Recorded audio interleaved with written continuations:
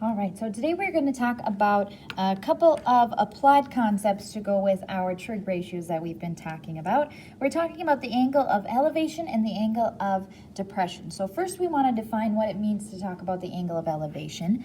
And the angle of elevation, well, elevation's root word is to elevate, and to be elevated is to go up. So the angle of elevation is when you're looking up at an object. The angle of elevation is formed by the line of sight and a horizontal line. So we have our line of sight here from where I start on the ground, where I'm looking from, and what I'm looking up to. Our horizontal line is how far horizontal, left to right, I go from where I'm standing, where I'm viewing from, to, in this case, a lighthouse.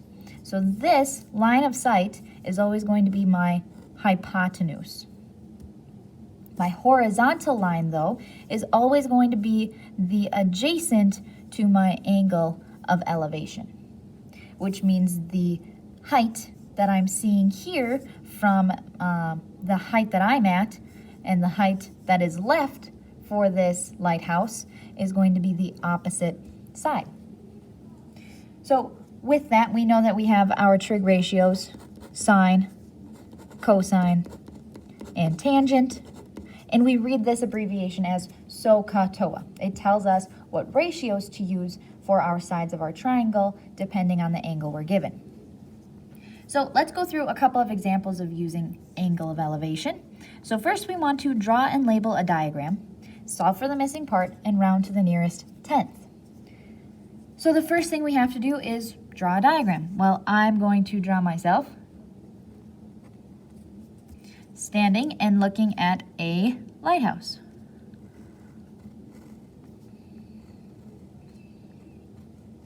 My lighthouse. And if I'm looking up the top of this lighthouse, and then I have my horizontal line. Now, we know that Casey sights the top of an 84-foot tall lighthouse. So we know that our whole lighthouse is 84 feet. And the angle he's looking at is an angle of 58 degrees. And Casey is 6 feet tall. We want to know how far is he standing from the base of the lighthouse? How far away is Casey from the lighthouse?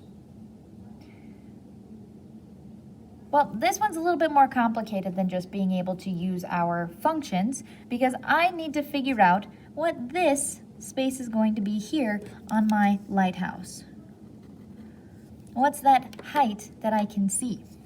Well, we can find that by taking away the height of my sight from the total length of the lighthouse. So I'll take 84 minus 6 will give me this side of my lighthouse, and that would be 78. So we know that this piece is 78, and we're trying to find how far away we are. That's my x. So the next thing we have to do is figure out what function am I going to use for solving this. The function that I want to use is going to involve my angle here, the side farthest away from it, this 78, and then angle x, which is touching 58. But we have to be careful. It's not a special kind of side. Our special side is this one over here, which would be opposite of our 90-degree angle if I draw that in there. This would be my hypotenuse. I'm not given my hypotenuse. I'm not trying to figure out my hypotenuse. I want to know this side, which means that this is my adjacent side. So we were given opposite and adjacent. Well, the only function that uses opposite and adjacent is tangent.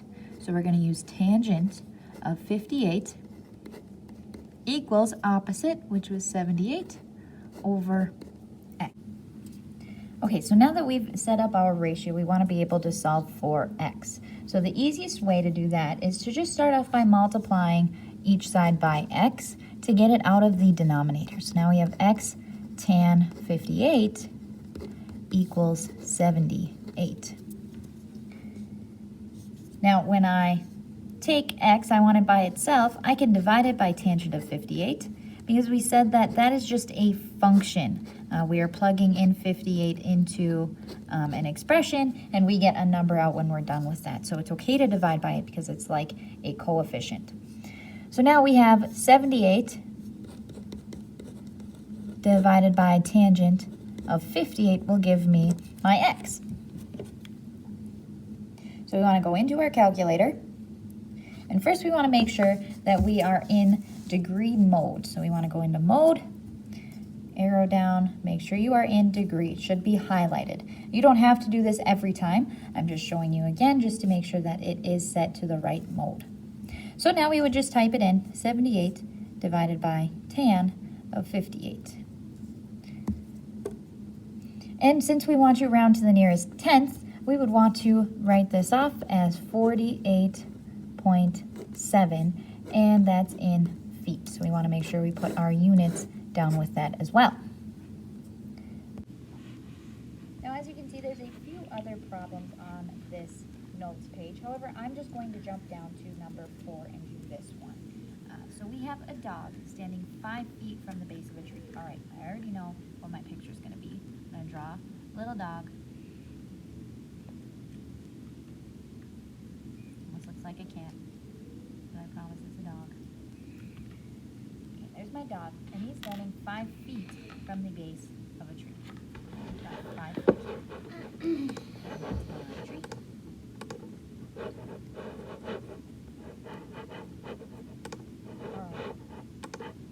And he's looking up at a cat that climbed up 16 feet. So a little cat here in a branch.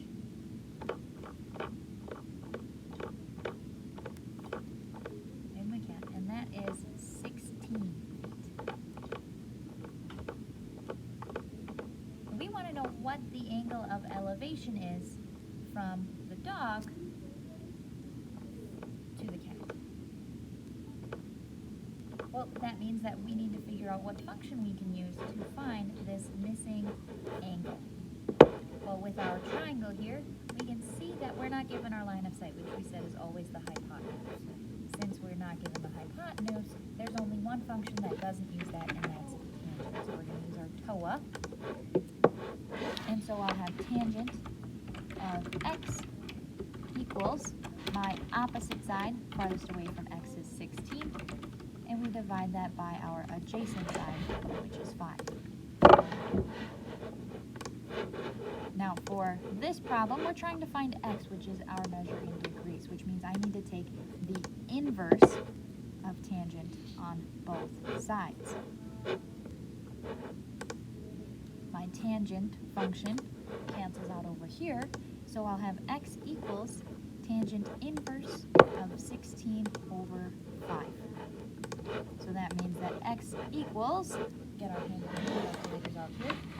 Now again, we want to make sure our calculator's in degree mode. It shouldn't have changed, so just make sure you haven't changed it. And we're going to use second inverse. That little yellow means that that is our tangent inverse. And in our parentheses, we're going to type 16 divided by 5. Close off our parentheses, and we get 72.645, yada, yada, yada. However, if I were to round these up, that 0.6, I think, would round up to 0.7. We have feet. Oh, no. Because we're talking about degrees, we have to use our inverse function. We were trying to find our angle, so this is in degrees.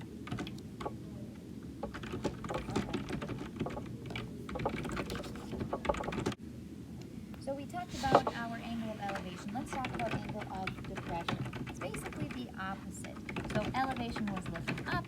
Depression means we're looking down. In the English dictionary, to depress means to put down, to be down. So when we think about our angle of depression, we have our line of sight, still going to be our hypotenuse, and our horizontal line.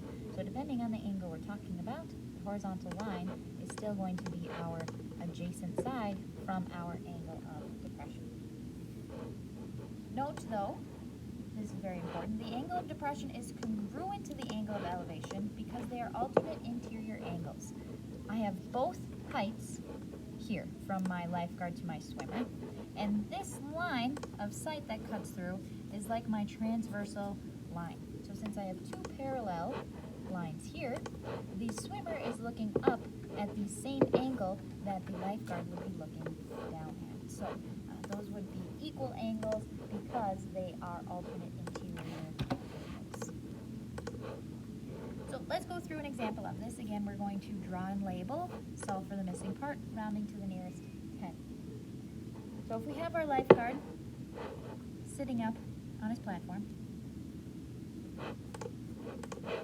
there's the platform, there's his ledge, and we've got our swimmer swimming around.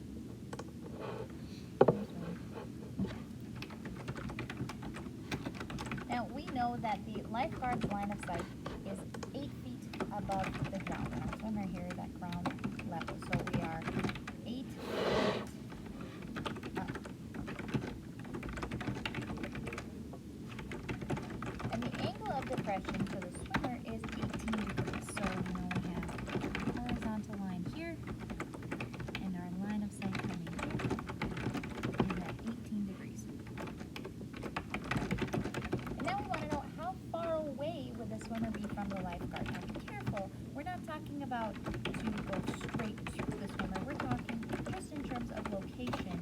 If I were to go horizontally, how far would I have to go? So again, we're not given the hypotenuse in this problem. Our line of sight was not given, and we're not trying to find that. We're trying to find this side here, which is actually my adjacent side to my angle, and this 8 feet is my opposite side. Since I'm using opposite and adjacent and not my hypotenuse, that means that I am using the tangent function, tan of 18, and that's equal to my opposite over my adjacent. We're trying to find side x for our adjacent. Again, to solve for x, we're going to multiply both sides by x to get it out of the denominator. X of tangent 18 equals 8. Dividing both sides by tan of 18.